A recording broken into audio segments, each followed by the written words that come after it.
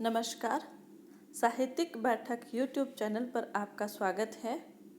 आज बात करेंगे हिंदी साहित्य का दूसरा इतिहास, जिसके लेखक है डॉक्टर बच्चन सिंह, अपभ्रंश काल, भाग नंबर 4।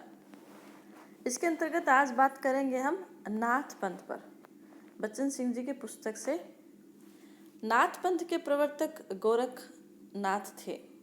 उनके बारे में कुछ ऐतिहासिक वृत्त नहीं प्राप्त होता कि वो कहाँ उनका जन्म था या कहाँ उनकी मृत्यु हुई, किंतु हजारी प्रसाद द्विवेदी जी के शब्दों में शंकराचार्य के बाद इतना प्रभावशाली और इतना महिमान्वित भारतवर्ष में दूसरा नहीं हुआ।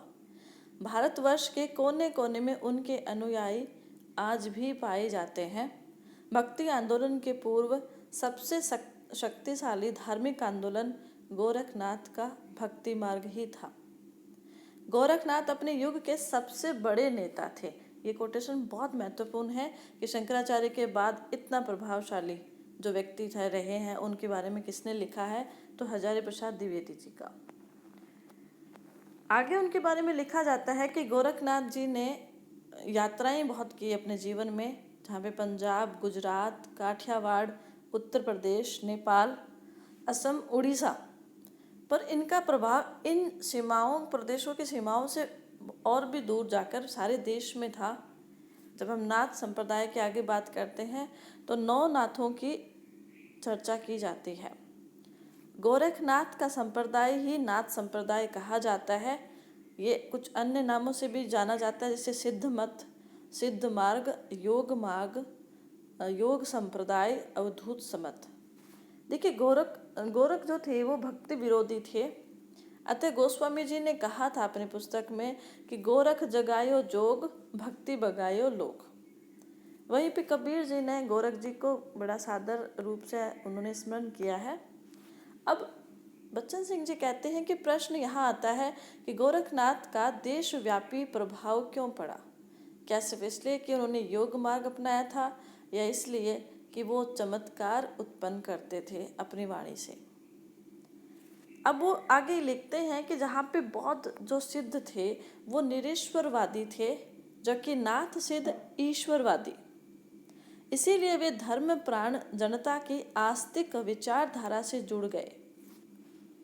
आगे वो लिखते हैं कि जहाँ पे मुसलमान राज्य स्थापित होने पर बादशाहों ने जोर्म जुल्म से हिंदुओं को इस्लाम कबूल करने को बाध्य किया, उनमें अधिकांश गरीब थे।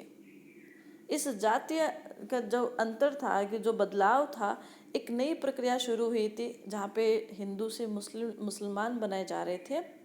उनमें कुछ नए मुसलमानों ने नाथपंथी योगी बन गए, तो जो ना तो हिंदू रहे ना मुसलमान रहे।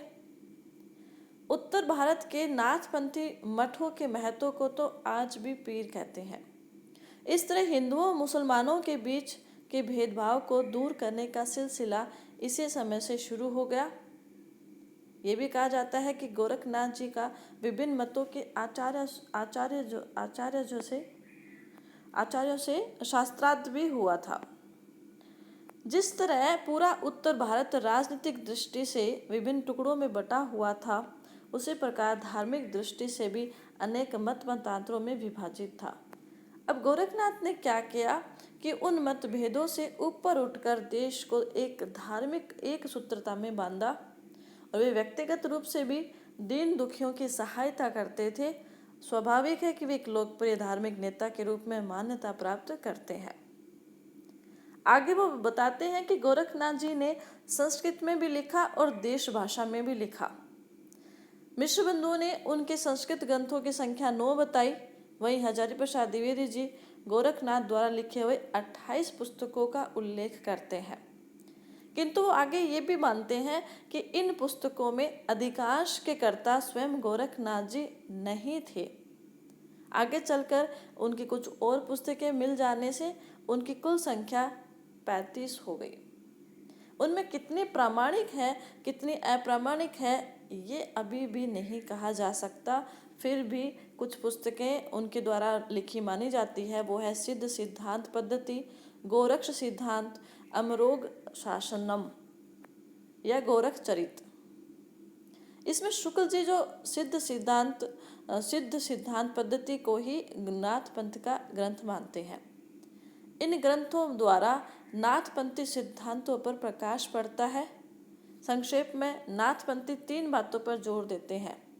नंबर 1 योग मार्ग, नंबर 2 गुरु महिमा और नंबर 3 है पिंड ब्रह्मांडवाद।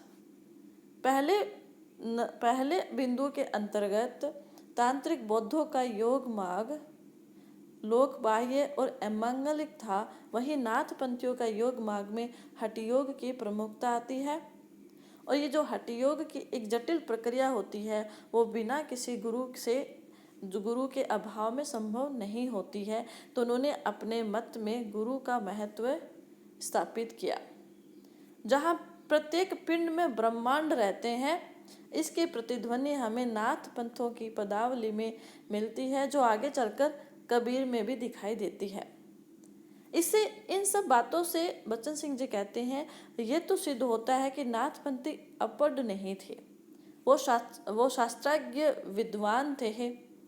बौद्ध सिद्धों की तरह जाति पांति तीर्थाटन आदि का खंडन भी उन्होंने किया। आगे एक महत्वपूर्ण बिंदु है, इसको आप नोट कर सकते हैं। मिश्र बंधुओं ने गोरखनाथ को हिंदी का प्रथम गद्य लेखक माना है। परीक्षा में अगर आ सकता है कि गोरखनाथ को हिंदी का प्रथम गद्य लेखक किसने माना, तो वो है मिश्र बंधु। इन पर जो सबसे प्रसिद्ध काम किया वो क्या था, उनके शिष्य पीताम्बर दत्त बर्थवाल ने, जो कि शुक्ल जी के शिष्य थे। उन्होंने गोरख की बानियों का संग्रह गोरखनाथ बानी के रूप से प्रकाशित किया 1930 में। उन्होंने गोरख की 40 पुस्तकों का उल्लेख किया और शब्दी को वह सबसे अधिक प्रामाणिक मानते थे। भाषा के आधार पर इनमें से एक भी रचना प्रामाणिक नहीं मानी जा सकती।